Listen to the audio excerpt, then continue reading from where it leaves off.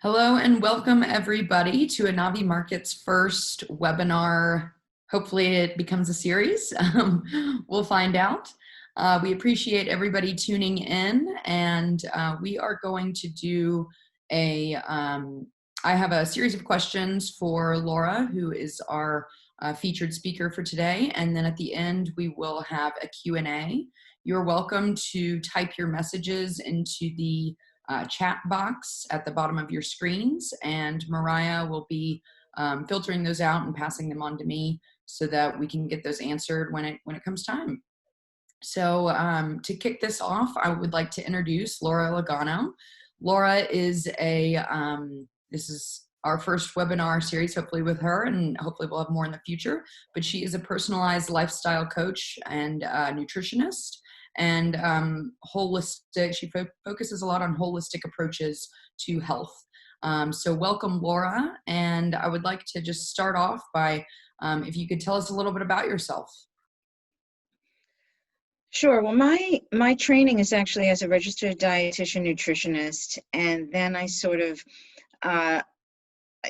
upregulated that training in functional medicine with the Institute of Functional Medicine and Jeff Bland. And I really was brought on that path by my daughter, Isabella, who has a developmental delay, seizures. Ultimately they were the characteristics of autism. And that's really what brought me to cannabis, because I have used a lot of different modalities with her. And cannabis was one of the modalities that, of course, I had heard about in helping children with seizures. Now, at that point, I had already ameliorated her seizures with diet. So her seizures were completely gone with the use of diet, and given the fact that that was my wheelhouse. But I thought, you know what, let me see what else cannabis might do for her. And in that process of doing all that research, I realized that nobody really knew anything about cannabis. I never learned about the endocannabinoid system in any school that I went to. So I thought that this was an opportunity to really teach other people about cannabis and how to integrate it with nutrition. And that's when I co-founded the Holistic Cannabis Academy. So that was my big foray into education in cannabis. And then after that, I actually, St. Martin's Press actually came to me in 2018. We published a book called The CBD Oil Miracle. So I have been, very solidly in the field of really cannabis education is what I would call it, because ultimately anybody who's working in the field is an educator, because people know so little about the plant, and they've certainly never heard of the endocannabinoid system and the application to health and wellness. Yeah, definitely. I know even nutrition, kind of like the endocannabinoid system, is hardly taught in medical school now, right? It's like 2 hours or a day's time in a 4 or 6 year term. Right, and considering that without food we can't live, and the endocannabinoid system is the basis of cell biology, they're two pretty important areas of study, I would say. Definitely. Yes, let's kick off that topic. Obviously now we're living in a time where immunity and nutrition are extremely important. How do nutrition and immunity relate? Well, of course, what we eat is going to affect our health. And we do know that people in particular who have autoimmune disease, among which people don't realize that obesity is an autoimmune disease. It's without going into too much scientific detail, in that particular case, in the case of diabetes and many autoimmune diseases, cytokine storm going on in our bodies. And that cytokine storm, believe it or not, can be impacted by cannabis, especially by CBD. That's one of the key functions of cannabinoids, is to protect that. There was a seminal paper about that, the 5 key functions of cannabis. And when we're talking about protect, we mean protecting the immune system. Now, as far as nutrition in the immune system, I don't think any of us would be hard pressed to guess that the number one things we should be eating are plants. So all sorts of plants, particularly, dark green leafy plants, citrus, all the colors of the rainbow. And at this time, when people aren't necessarily getting out of the house, or they can't find things on the shelves, it's especially, important. We see, certain nutrients that are very helpful to protect our immune function. Vitamin C, of course, zinc, very, very key. Even something that people know of as a sleep aid, which is called melatonin, which is actually a hormone, can be also very helpful for immune health, at this time. So you're looking at lowering things like gluten and dairy, increasing plants, and though not necessarily connected directly to immunity, it's really important to stay hydrated. And the tip that I like to use is to consume half your weight in ounces of water. So if you weigh 120 pounds, then you want to be drinking 60 ounces of water a day. And what you need to do is measure up rather than down. So I always have glasses of water full in the beginning of the day, and there you go. And if you don't have that, you'll forget. You'll think that you drank it. It's because we're all very busy, and by 4 o'clock you may have had only 6 ounces of water. So it's good to drink down from what you've already measured. Yeah, I have a habit of not drinking enough water, and I've been trying to make it a habit of every time when I wake up in the morning, I fill up my water glass and I drink the whole water glass, and that can at least be a positive start to the day in terms of hydration. And then that way, if I forget later, at least I've had some. But I know I definitely should be drinking more. So you said a lot of stuff in that. One of the words that you had said was cytokine. Can you explain more of what a cytokine is and why that's important? Well, cytokines form in our bodies. It's known in the functional medicine world, and of course in medicine, as a cytokine storm. These are cytokines are not something that you want to have in your body in excessive amounts, because this really causes our immunity to be lowered. So there is definitely a cytokine storm going on with the virus, with the pandemic that's happening right now. So that's why, of course, we see it's not a surprise that people who already have autoimmune disease, they talk about this all the time on the news. Who are the people at risk? The people who are at risk are the people who are already ill. So people with diabetes, people with heart disease, people who are obese are at very high risk because their immune system is already compromised, because their cytokine load is much too high. So this is why, and we also see people who are already healthy. I'm not saying that these people are necessarily immune to the virus. If you're a frontline worker and you are exposed to this virus every single day, and you're not necessarily protected all the time, of course you can have the virus. But what we don't know at this point is, for instance, how long does the exposure have to be? How much of the virus? So probably, somebody who's already ill, who has lowered immune function, I suspect that they could be exposed to a much lesser quantity of the virus and be more apt to get sick. Whereas, of course, the opposite would be true. Somebody who were very ill, maybe they could be exposed and might be immune. Now, we don't have any of this information. People are only going on best guesses. But of course, the number one way to avoid getting sick is to not go out, to shelter in place, of course, and, to make sure that you are eating well. I mean, unfortunately, the tendency for everybody across the board, when they're not getting out of the house, when they're not seeing other people, is to go off the routine. The routine is so important. I always say that adults are like big babies. You know, everybody knows, anybody who's ever been around a baby knows that that baby has to have a routine, you know, for sleeping and eating. And without the routine, the baby is not happy and nobody around the baby is happy. Well, we as adults need routines too. And what's happened now that people are staying at home, they're not on their same work routine or their same exercise routine. And even just what I like to call these micro socializations that you would typically have throughout the day. You know, you get up in the morning, you buy your coffee at one place, maybe you buy a newspaper somewhere else. You see the same people at the bus stop or at the train. And these are people you may or may not know their names, but you interact with them every day.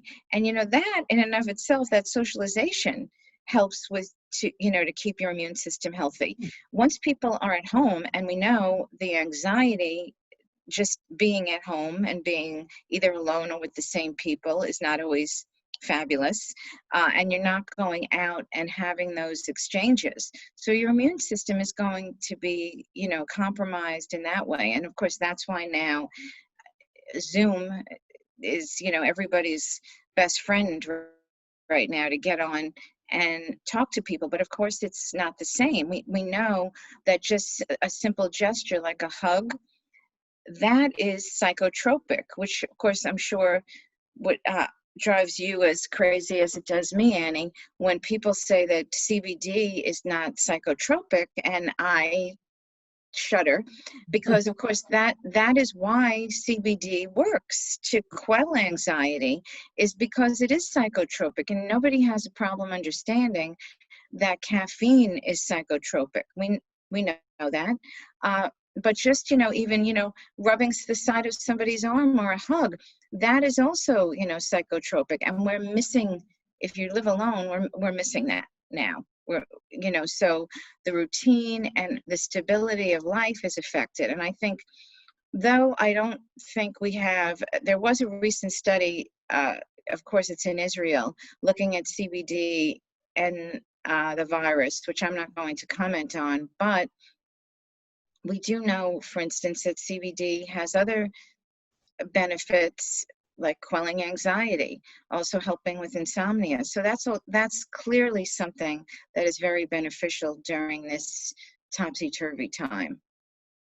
Definitely. And I mean, when it comes to the sleep side and the stress side, can you speak a little bit more to that, and how that can maybe impact other areas of your life and beyond just immunity?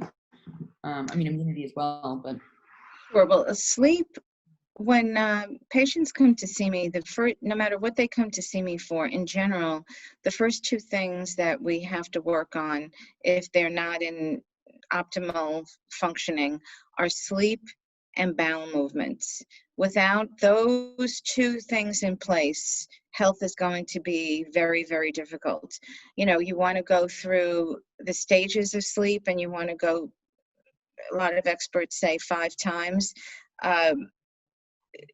7 hours of sleep, it's actually not 8, believe it or not. 7 hours of sleep is what's considered ideal for adults. I think right now during the pandemic, a lot of people are sleeping more than 7 hours, and that probably has a little bit to do either with depression or with boredom. But sleep is vital to functioning. And there's many reasons why sleep is vital. One is to dream. Even if you don't remember your dreams, you're having them, and that's very important. Consolidation of memory. Sleep enables you to consolidate memory. So anybody who's ever taken an exam knows that if you don't get a good night's sleep the night before the exam, things can go very badly the day of the exam. oh yeah, I remember that. Oh yeah, and sleep is super vital, because sleep, nighttime, and when you're sleeping is when your liver is working and when your cytochrome P450 system is working. So that's our system of detoxification. So we know, for instance, that people who are shift workers And you really do have to sleep when the sun goes down. You know, the circadian rhythm is really very intimately tied with our health. So we know that shift workers, you know, nighttime truckers, people who work the, you know, the overnight shift, you know, for all the frontline workers Mhm. in hospitals are much more prone to illness, specifically, not surprising, autoimmune disease. So sleep is just so vital for, you know, so many processes and ultimately, you know, for health. And bowel movements, I mean, I know it's the other thing that I like to talk about with patients, to make sure they're having a bowel movement every day. You know, people think they need to talk about fiber. The funny thing is, the two most important things for a daily bowel movement are water intake, so that half your weight in ounces of water, and movement. I generally don't like to use the word exercise because it frightens a lot of people. You know, they think that it somehow has to mean a gym or you know, a sports club. So I'm talking about any type of movement. And what recent studies have shown is that just getting up from your desk, you know, for just a few minutes, whether it's, you know, walking down a couple of flights of stairs, doing a couple of yoga poses, just not being sedentary for long periods of time. So interspersing that sedentary computer lifestyle with any any type of movement. And of course, if you're sheltering in place, it's difficult, you know, depending on your municipality and if you can go outside, and of course, and the weather. Uh, in some ways, I think that's helped us. We've had terrible weather here in the metro New York area, so people, I think, don't feel quite as badly going outside, but still, they're definitely not getting enough movement. Mhm. So maybe just getting up from your desk and doing simple exercises, bending down and touching your toes, and even just walking around your office can be beneficial for that movement. Um, Yeah, I know I've yeah, seen some images of brain activity of, you know, sedentary for 20 minutes and then walking around for 20 minutes, and the different you know, coloration changes that occur within the MRIs from it. It's pretty fascinating to see. yeah. So you had talked about zinc and vitamin C earlier as being really good for nutrition and immunity, as well as melatonin. What are some natural ways to receive zinc? Obviously, oranges. I've heard peppers actually are very high in vitamin C. But what are some other foods that are really good ways to boost your natural immunity, boost your zinc intake or your vitamin C intake, or whatever else we might need? Well, all of the, you know, fruits and vegetables, of course, are the primary source. Zinc is also, you know, in red meats. Selenium is also another important piece of immunity, and that can just be one Brazil nut has enough selenium. As far as vitamin C is concerned, and a lot of the other nutrients, sometimes, particularly if you're protecting your immunity, you can't, you'd be hard pressed to get enough in fruits and vegetables. So that's where I would recommend things like a powdered, buffered ascorbic acid, or, you know, or vitamin C, just to get a, you know, a sufficient amount. But again, you know, getting those plants in, I tend not to be you know, a big proponent of juicing, because juicing, you're going to get a very large bolus of sugar. You know, yes, vegetables do contain sugar, and when you're juicing, that's pretty much a sugar. So I prefer smoothies where you're also getting the fiber. So the sugar that's in the vegetables and fruits is going to be digested at a, you know, a slower rate, not in a big bolus. Mhm. Where do you go to find some really good recipes that could be centered around boosting nutrition and immunity?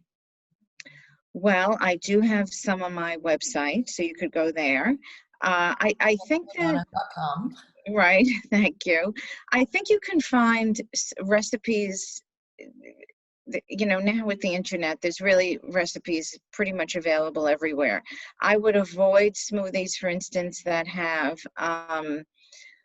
dairy in them. I think the smoothie should mostly be made of fruits, maybe adding a nut butter, almond butter or sunflower seed butter, which actually tastes remarkably like peanut butter. For people who have issues with oxalates, oxalate is a chemical compound that occurs naturally in foods, but some foods that are high in oxalates, like spinach and almonds, for example, number one, they can bind to nutrients, but more importantly, for individuals with autism, there's often it can be associated with negative, behaviors. So, you have to know who you are for, what the ingredients should be, but there's basically a substitute, for everything now. I'll tell you what one of my favorite recipes is to use about 12 or 16 ounces of coconut milk. And, this coconut milk is readily available now, with about 2 tablespoons of sunflower seed butter. And it's good if that's cold, with half a banana and about 2 teaspoons to a tablespoon of cacao, and a big, big scoop of hemp powder. It's very tasty. Really can last you through the whole morning. And for people right now, nobody's on the go, but that's that can be a good thing, to bring with you. And you could also sprinkle a little Celtic sea salt in it. Really tasty. Oh yeah, which is also really good. Sea salt's really good for electrolytes, right? You can put a little Yeah, of water and course. do electrolytes. I mean, I know it helps with hydration. Does that also help with immunity? Well, I mean, I think at this point, just drinking straight up water is a good idea. I don't think, unless you're living in a climate where you're really sweating profusely, or you're a professional athlete, kids who are playing soccer don't really need electrolyte replacement. So that's not really something that we're worried about at this time. Okay. So you had said hemp powder in the smoothie. Is that like hemp protein powder or is it hemp hearts? Yeah, hemp protein powder, which is of course made from the seed of the plant. So we know that CBD oil, which of course is in a small bottle, is made from the aerial part of the plant, where, the part of the plant that we see it grow. But any of the hemp food products are made from the seeds of the plant. So of course there's hemp seeds, which are also known as hemp hearts, which are incredibly delicious and are actually a perfect protein. Vegan, needless to say, has a very, very nutty flavor, super tasty. You could even throw some of those in the smoothie. We have hemp milk, hemp protein powder. So and of course then there's hemp seed oil, which people confuse with CBD oil, but I think the easiest way not to be confused is that hemp seed oil, which you would cook with, you really don't want to heat it, but using it on in a salad or even in a drink, that is going to cost a lot less money than a CBD oil and be in a much bigger bottle. So, and that would be found, with the other cooking and salad oils in your market, whereas the CBD oil is not going to be found in the cooking and salad section, and is in a much smaller bottle and would be at a much higher price point. Definitely, that was a great distinguishing description of the two of them. So let's talk a little bit about the hemp side of immunity or nutrition. There's been a lot of people coming out saying that CBD is boosting immunity and you should use it for COVID, and the FDA has come out very fortunately against those people. Obviously, CBD, there's no evidence of CBD preventing or curing or anything like that of COVID.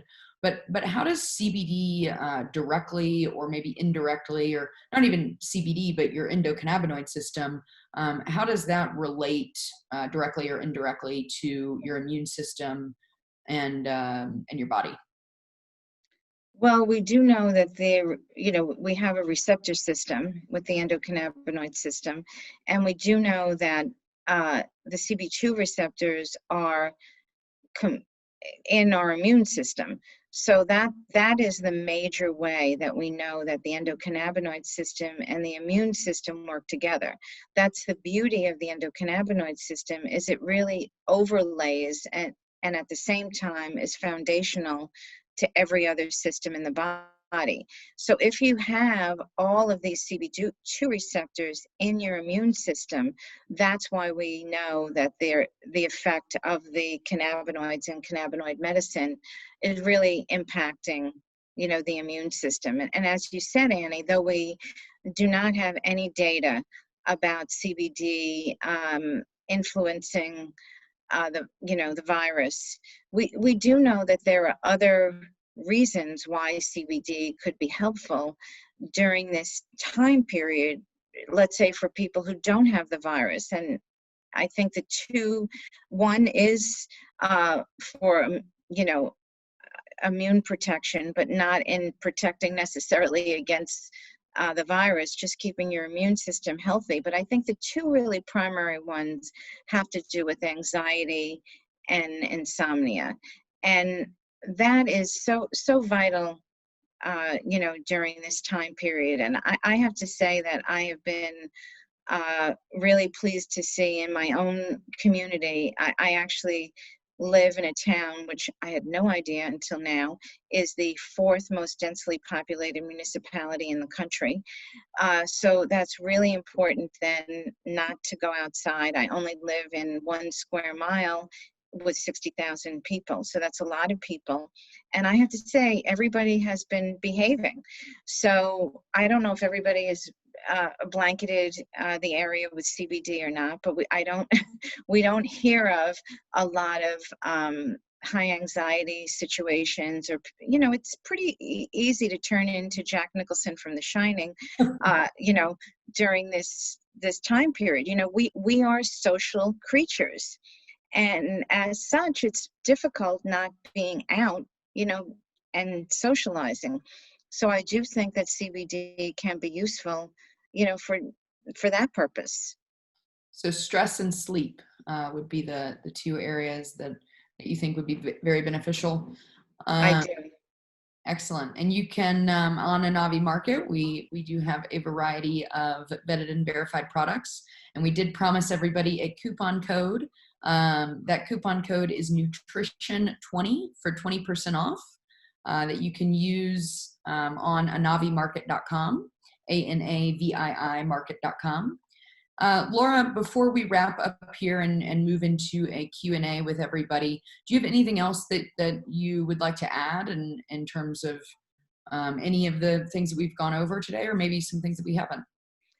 Well, sure. I'm also offering a coupon code to any of your community and listeners if they're interested in becoming a holistic cannabis practitioner, so they can use the code, the name of your company, to Anavii, to actually get a discount on the training. And anybody, if anybody has any questions, they can also contact me at laura@lauralagano.com. And that's Laura, LauraLagano.com. Right. And can you tell a little bit about the series that you have on your website? Sure. So it is a 31 module program, broken down sort of into 4 tracks. So, and you could take the full program, which would lead to certification as a holistic cannabis practitioner. And there are C credits, continuing education credits, for certain practitioner types. And it really goes through everything you wanted to know about the cannabis plant. We also talk about the Ayurvedic principles of the plant and the integration of cannabis in nutrition, in yoga, in a number of other modalities. And then we go into some specific disease states and how cannabis can be useful. So it's a rather comprehensive program, but it's very specific to holistic practices. It's not treating cannabis or CBD as, as a drug. I believe it's about, the integration. And I look at it the same way I look at food. After all, cannabis is a plant, and you want to integrate it, into your lifestyle, not apply it like it is a drug. Mm-hmm. So maybe even adding it into your smoothie for the day, and then you can get your. It could, yeah, absolutely. Some people like to refer to endocannabinoid use as endocannabinoid nutrition, and really where Mm-hmm. we have deficient endocannabinoid systems, and so we can, similar to your oranges for vitamin C, we can boost our endocannabinoid nutrition with these supplements. So Well, yeah, if I could just add to that for a minute, Annie, the funny thing is that all my life, I was been advising people on nutrition without realizing that by recommending certain food plans, particularly anti-inflammatory food plan, I was impacting people's endocannabinoid system. So, any movement, meditation, all of those things that affect our, anandamide and 2-AG, which are the cannabinoids that we produce internally, are going to affect us. So I don't think any of us realize that many of the things that we were doing were actually impacting the system that we didn't know we had. right, yeah, and it was only discovered in the early 90s. So we got a lot of work ahead of us. So we've got some questions here. The first one, what is the level of research today regarding cannabis and CBD oil? In terms of budget and law, it is difficult to come by reliable information. Well, a lot of the research that we have and that we refer to is coming from other countries, which does not mean that it's not valid. So much of the research, of course, has come out of Israel. And of course, because cannabis, as we know, is a Schedule I drug, it's pretty difficult to study something that is illegal. And there's only, one farm in the U.S. that provides the plant material, and that, of course, that was all blown open by Sue Sicily, that the actual material that was being provided was pretty subpar. So do we need to have more research done? Yes. But I think one of the things that we know is that we do have to rely on, an N of 1, the clinical research that's happening in with practitioners and the reports you're getting, which a lot of people like to demean testimonial. But, you can't argue with that. I mean, and I know this particularly, when you have a child who's on the autism spectrum, you're not waiting for a double-blind placebo-controlled study because you just don't have that kind of time. So as long as you are doing something that is safe, you're going to do it. And there's been enormous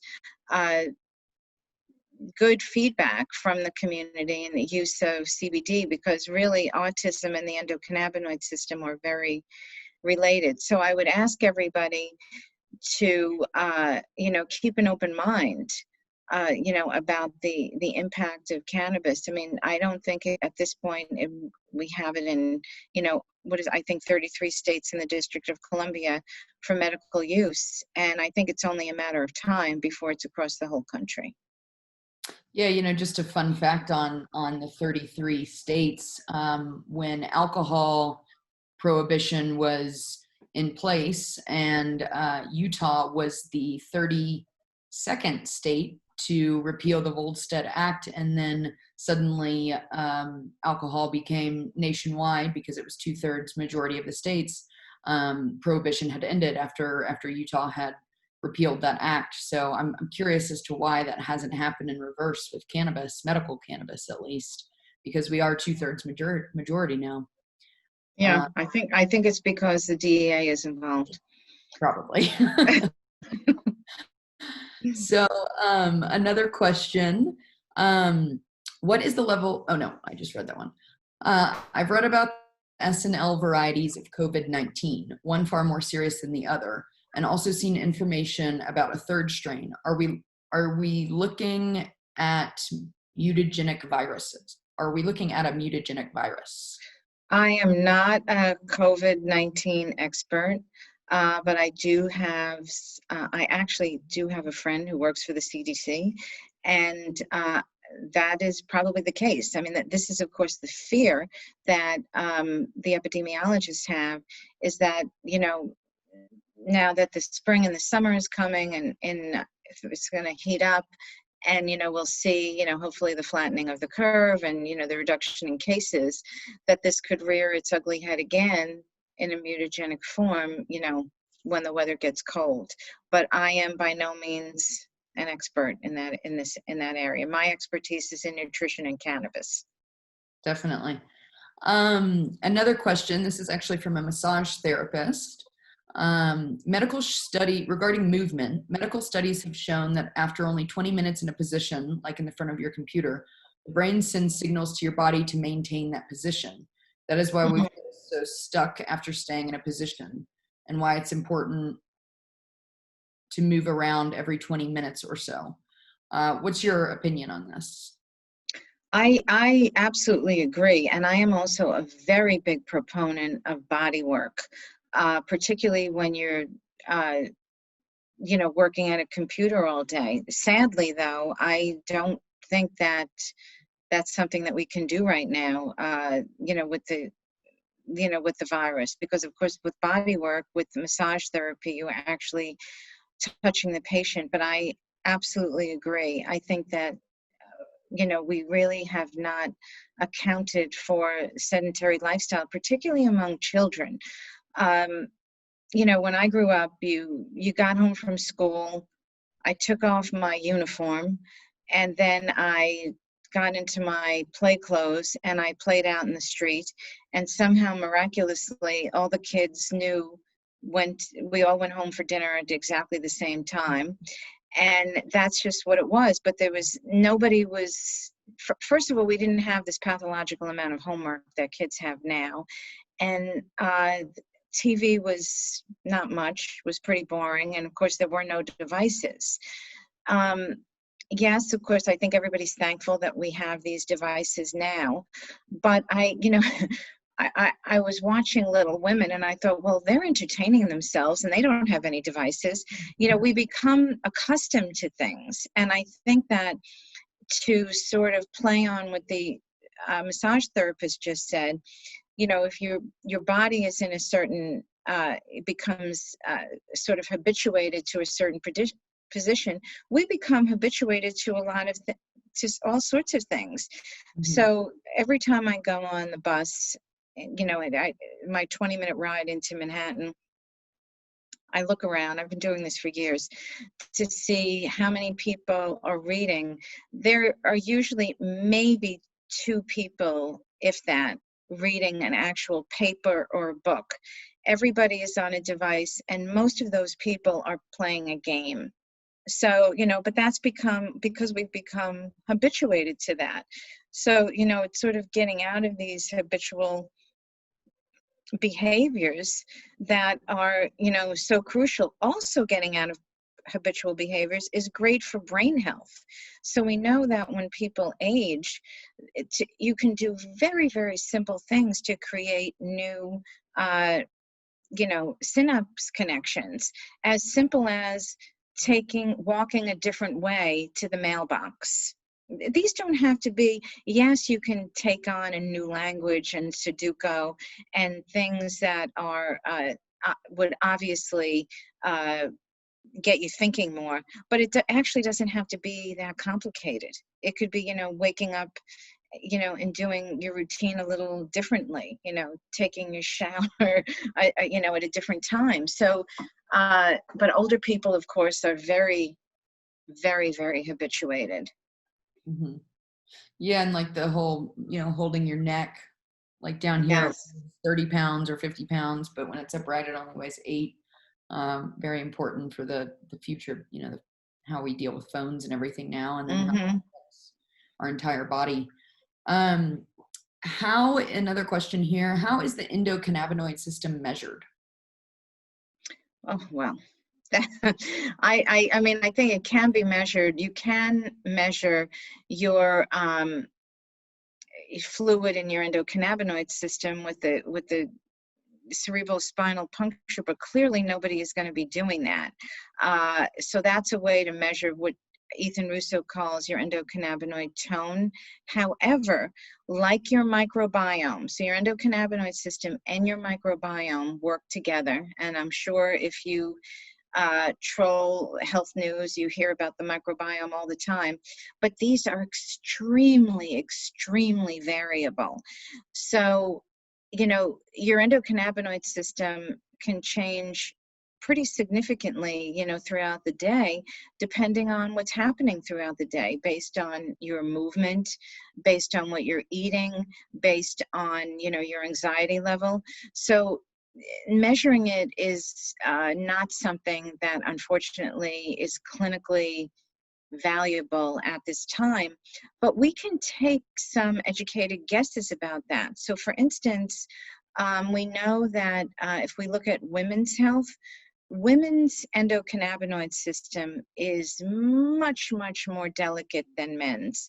It's because our endocannabinoid system and our reproductive system are very, very intertwined. So things like um, recurrent miscarriage, PCOS, which is polycystic ovarian syndrome, PMDD, and PMS are both syndromes that are very intertwined with the endocannabinoid system. And what you'll often see is that in families, one family will have women will have all of those, not all of those issues in one woman, but each woman will have one of those issues. And what that tells me is that there is a fairly severe endocannabinoid system dysfunction in those families. Interestingly, what is often happening is we have our uteri are aligned with endocannabinoid receptors. And for women who have these issues, interestingly enough, they have too many receptors, and what almost seems counterintuitive, giving them cannabis is what helps to actually diminish the endocannabinoid system deficiency. So a lot of these things are so counterintuitive, but if you look in families, obesity, now this is very interesting to me because you know, autism is, many people with autism also have ADD, and for many people believe that the spectrum, that one end of the spectrum is ADD and the other end of the spectrum is Asperger's. Most children who have autism have some form of ADD or executive functioning issue.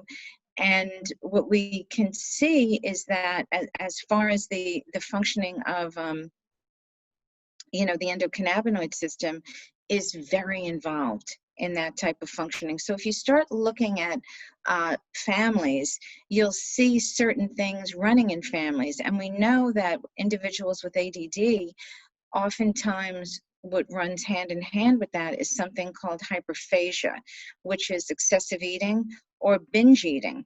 So, you know, people think, oh, well, cannabis can't be good with binge eating because it results in the munchies.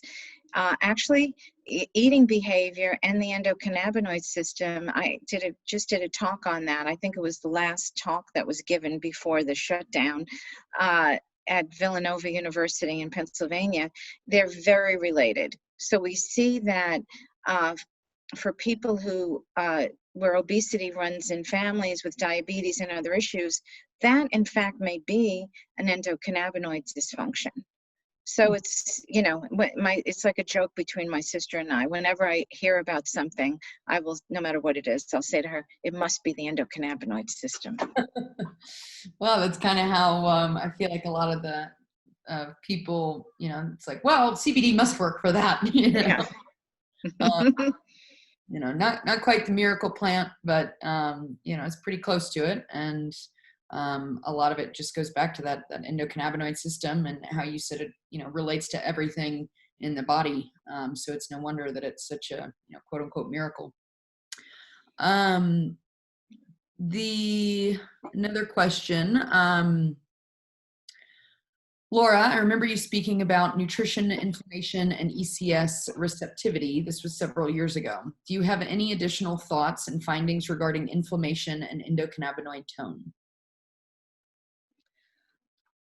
Yeah, I think that they're definitely related. If you have, now I want to just mention that a little inflammation in your body is a good thing. You can't have zero inflammation. So, anytime, let's say when you get a bug bite and you see that the bug bite gets a little bit red, you know that your system is working properly. It's when you get a bug bite and, it blows up and it gets excessively red and it itches forever. That's when your autoimmune system has gone into overdrive. Or at this particular time in the spring with the pollen, if you're getting serious headaches when the barometric pressure changes, or now is a big pollen time. And if you're really affected by that, then your autoimmune system has sort of gone into overdrive. So we know, for instance, in that case, a compound, an herb called quercetin. Now, these things, believe me, as a nutritionist, I would love for all of these things to be available in food, but the amount that you need is really too much.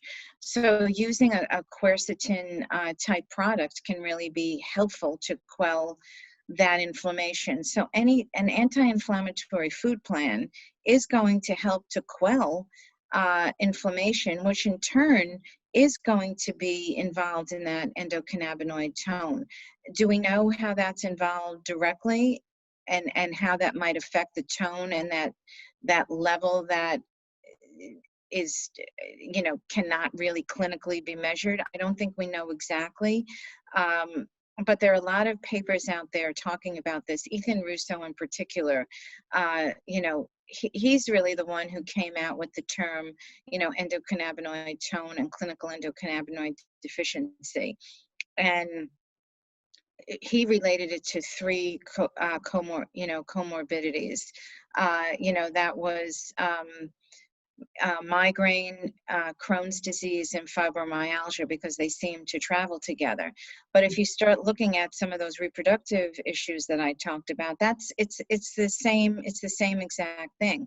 The other thing that people talk about a lot when it comes to cannabis is also the entourage effect. And what I love to point out is that the entourage effect, it's a clever name and I totally agree with it.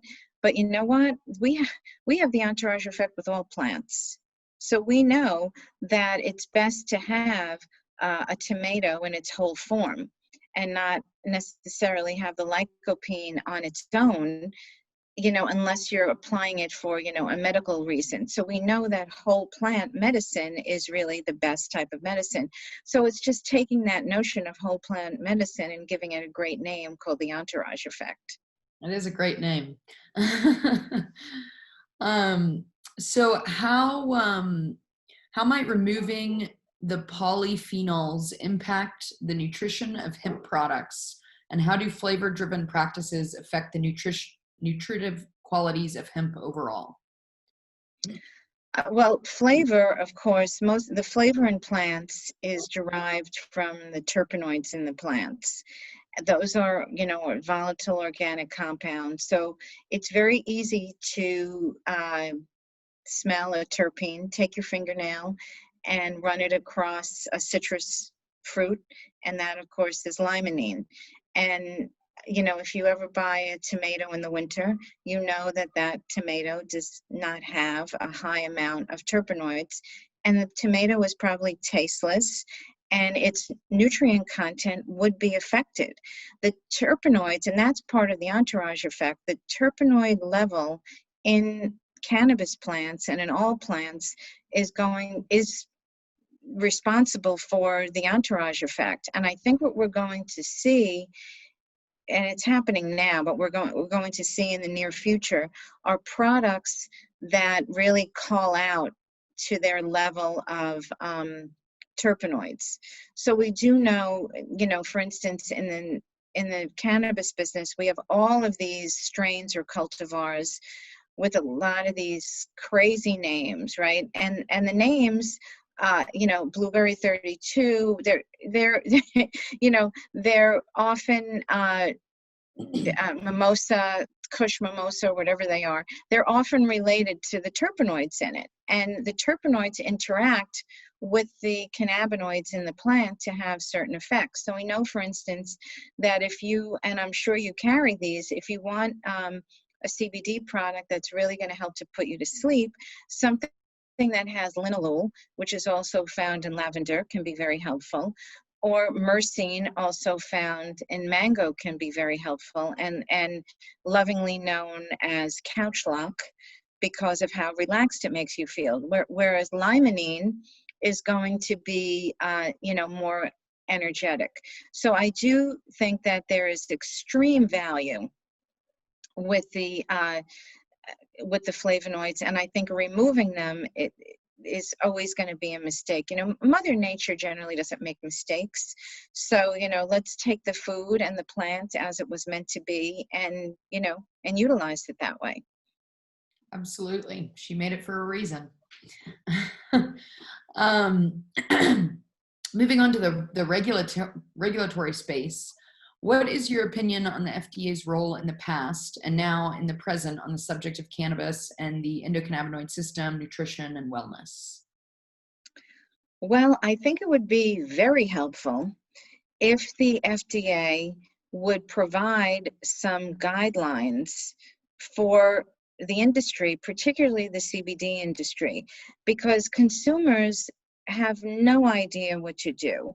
And I gave a talk in October, and I thought, as part of this talk, I just want to illustrate where CBD is available and how easy it is to get. So I walked outside. Now you can imagine, if I live in a town that's only 1 mile square, I happened upon, within 5 or 10 minutes, I was able to take about 12 different photographs of where CBD was being sold. So we're talking about a gas station.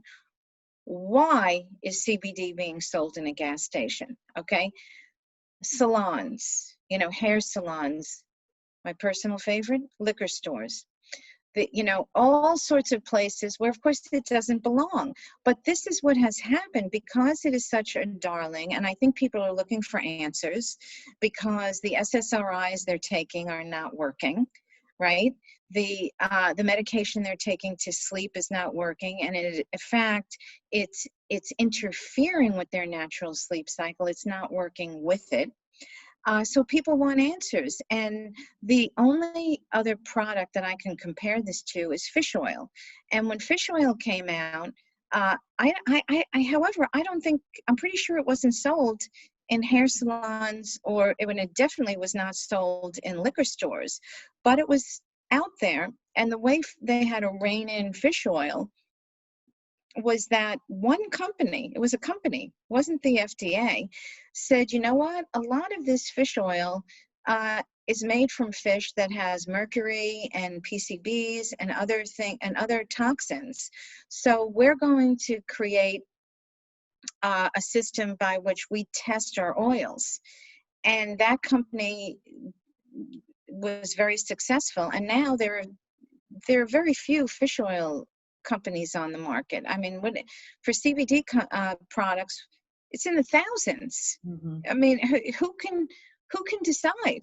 It's very, very difficult for people to decide. And I think that FDA is going to have to take some sort of a role to give us some guidelines rather than just every once in a while shutting somebody down. Well, I don't think that's useful. I think we need guidelines, and they talk about doing it, but FDA is not known for its speedy behavior. Not at all. I think they started regulating vapes like 20 years ago, and they're still trying to figure out what to do with it. And look where that got us. Yeah, really, really. So hopefully they won't be taking that long with hemp products, cannabinoid products. There are some that is why Anavii Market. One of the reasons why Anavii Market was founded was because we realized that problem in the marketplace, and people were confused and getting sub-quality products. So that is why we formed Anavii, so that we could vet and verify some of the best CBD products on the market and make it very easy for the consumer to choose. And even then it's kind of hard to select the brand, but it kind of depends on your own personal needs by that point. So last question. Are there ongoing studies on the benefits of CBD for the treatment of depression, anxiety, and PTSD? I encounter people who have served in the military who suffer greatly once they return from duty. At this point, I mean, there is a search engine that you could use to see ongoing studies, and there definitely are. They are happening. And as far as PTSD is concerned, the reason why cannabis does work with PTSD is because one of the other 5 functions, in addition to protecting, that cannabis helps with, is actually forgetting. So for people with PTSD, forgetting is very vital. But you do want to be careful. For some people, and this is where genetic testing related to cannabis can be very helpful. They may have a SNP, or single nucleotide polymorphism, that really makes cannabis not the best choice. And I think for the most part, unless people are not in touch with themselves, they know this. So for instance, with caffeine, you can be a fast or slow metabolizer. And people know who they are, because, if they, you have friends who say, oh, no, I can't have that coffee after lunch. That's because they can't fall asleep. And so they know that they're a slow metabolizer, right? And I think that that's something that people know about themselves. And I think that that's what also happens with a lot of the the strains. And as we get more sophisticated with CBD, where some of the products actually call out the terpenoids that they contain, we know which ones are going to resonate with our systems and which ones are not. And ultimately, that's turning your healthcare over to you, which that's really important. Why you should know the most about your body, not somebody who you talk to for 7 minutes. So that's really key. And I do think that cannabinoid medicine is really at the forefront of that happening, of personalized lifestyle medicine, and is really teaching us how important it is to know thyself. Excellent. Well, thank you so much, Laura. We really appreciate having you on here. Again, we have Laura Lagano. You can find out more about her at lauralagano.com. She has written the book, The CBD Oil Miracle: Manage Pain, Improve Your Mood, Boost Your Brain, Fight Inflammation, Clear Your Skin, Strengthen Your Heart, and Sleep Better with the Power of CBD Oil. If you go to lauralagano.com, you can find out where to purchase your copy of the book, but you can find it on Amazon, as well as, well, that's probably the only place you can get it right now, given quarantine, but Target and other places as well. And again, this is Anavii Market. You can use the coupon code Nutrition20 at checkout to receive 20% off. And thank you everybody so much for attending. You can also go to Laura Lagano and attend her courses with the coupon code Anavii. And is that 10% off or? Yes. Or 10% off?